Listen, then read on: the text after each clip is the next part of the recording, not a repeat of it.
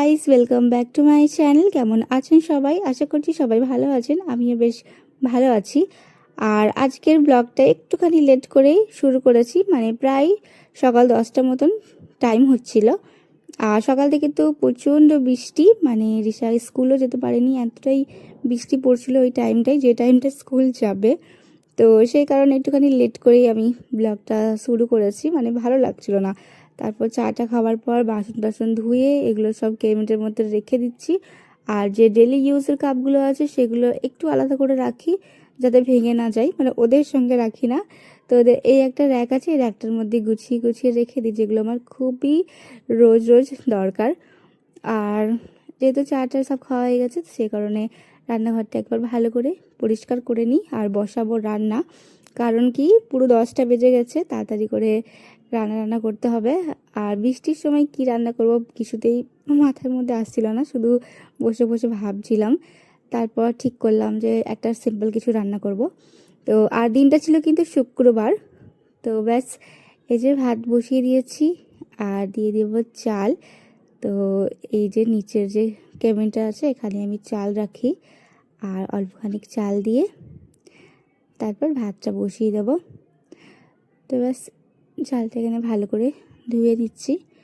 তারপর একবার ফিল্টার জলেও ধুয়ে দিই, কারণ কি এটা ট্যাঙ্কির জল।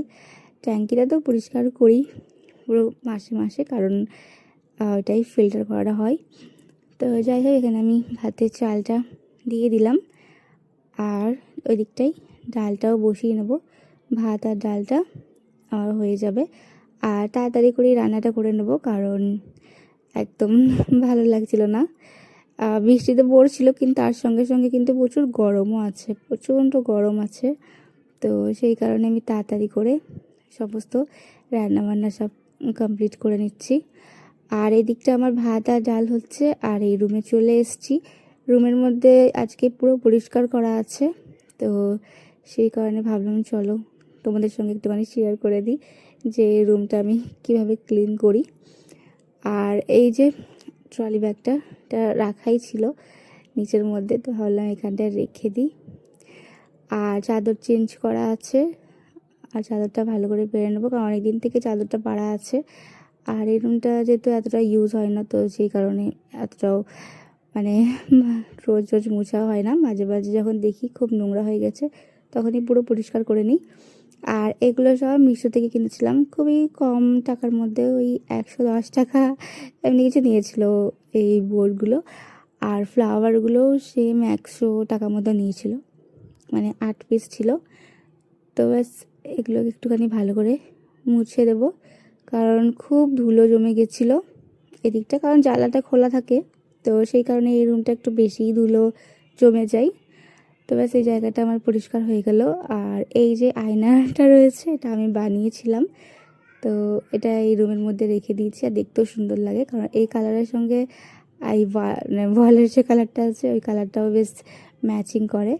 আর খাটটাও খুবই নোংরা হয়ে গেছিলো, মানে ধুলো জমে গেছিলো, তো এটাও ভালো করে একটুখানি মুছে একদম পরিষ্কার করে নিলাম। আর অনেকদিন পর পরই কিন্তু পরিষ্কার করা হয়, যখন দেখি যে অনেকটা বেশি নোংরা হয়ে গেছে তখনই আমি পরিষ্কার করে নিই। তো ব্যাস, এই জায়গাগুলো একদম পরিষ্কার করে নেব। আর যে ডলগুলো আছে সেগুলো যেমন থাকে গুছানো, সেগুলো সব গুছিয়ে দেবো।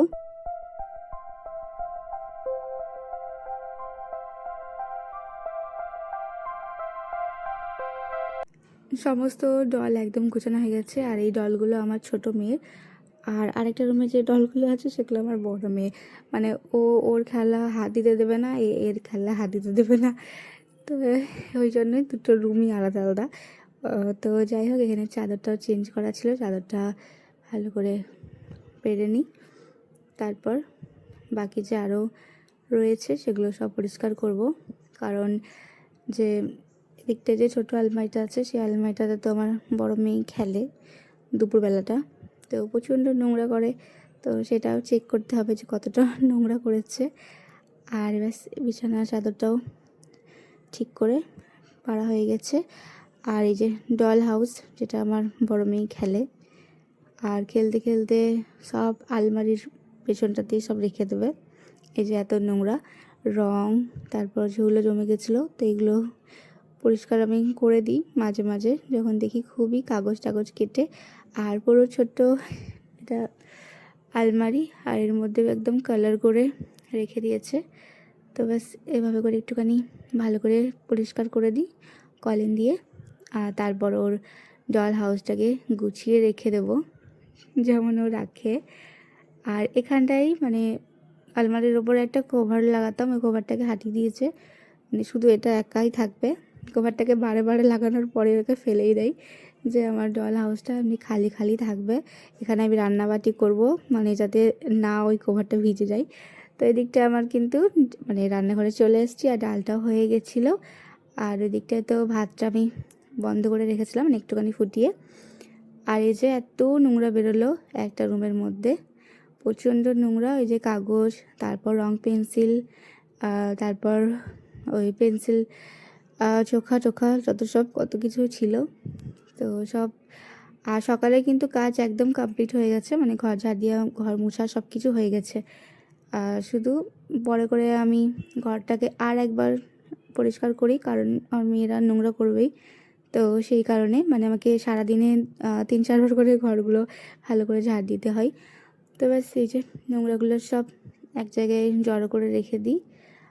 আর একবার দেখাবো যে এই যে বাইরে বৃষ্টি পড়ছিল কেমন।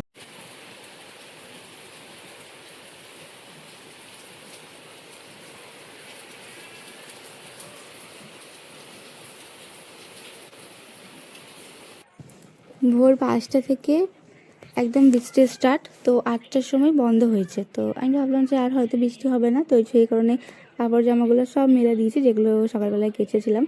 তো তারপরে 10টা থেকে আবার বৃষ্টি, মানে আমি জানি না যে বৃষ্টি পড়ছে। তো ভাবলাম থাক কাপড় জামাগুলো ওইখানেই, মানে হাওয়াতে আস্তে আস্তে ওখানেই শুকিয়ে যাবে, তারপর বিকেলবেলায় ওদেরকে উঠিয়ে দেবো। আর এই যে সোফার কভারটাও কাঁচা হয়েছিল, তো কাল মানে বৃহস্পতিবারের দিনটা খুব রোদ দিয়েছিল, তো কভারটা তো আমার শুকিয়ে গেল একদিনেই। তো ব্যাস লাগিয়ে দিয়েছি। আর এদিকটা দিয়ে দিলাম ডিম আর আলু সিদ্ধ করতে, কারণ রান্না করব ডিমের কালিয়া বানাবো। আর এখানে ডিমগুলো একদম সেদ্ধ হয়ে গেছে, তুলে নিচ্ছি। আর আলুটাকেও আলাদা করে একটু তুলে নেব, আর ব্যাস খোসা ছাড়িয়ে নেব।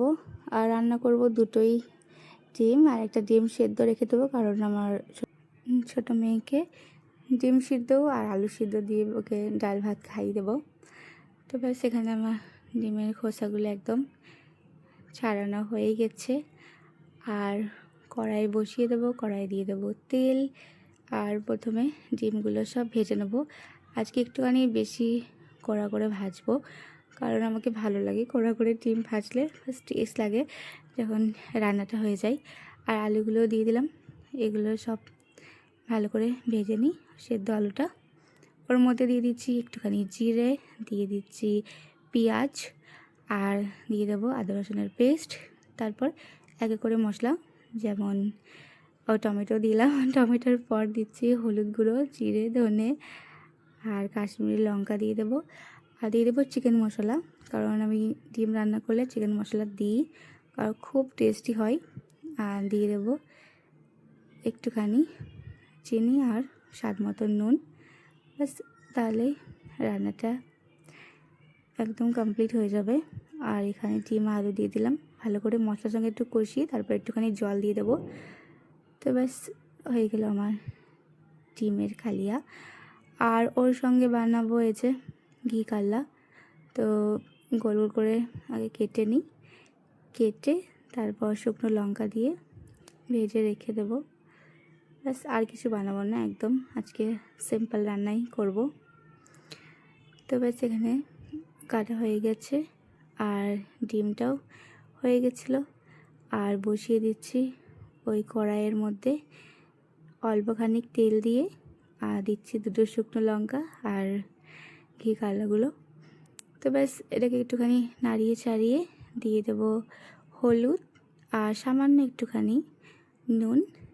তো ব্যাস একদম ভালো করে খোড়া খোড়া করে ভেজে নিই। তো ব্যাস আমার কিন্তু ভাজা হয়ে গেছে, আর উঠিয়ে দিচ্ছি। ব্যাস এখানে আমার রান্না কমপ্লিট, আর ভাতটাও হয়ে গেছে। তো ভাতটাও নামিয়ে রেখে দেবো।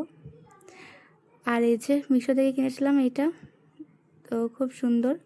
এটা দিয়ে পুরো রান্নাঘরটা পরিষ্কার করব। রান্না করা না, রান্না করার মানে রান্না করতে এত টাইম লাগে না যতটা আমাকে রান্নাঘরটা পরিষ্কার করতে টাইম লাগে। তো আজকে ভাবছি এটা দিয়েই পুরো পরিষ্কার করবো। আর খুব সুন্দর একটা ক্লিন হচ্ছিলো, কতটা নোংরা ছিল উঠে গেল, আর খুব ভালোও লাগছিলো। তো সবই ঘুমাচ্ছে।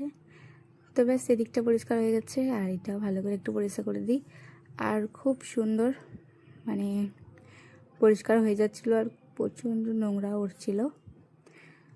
তো ব্যাস এগুলো সব পরিষ্কার একদম হয়ে গেছে। আর গ্যাসটা ভালো করে একটুখানি পরিষ্কার করে নিই।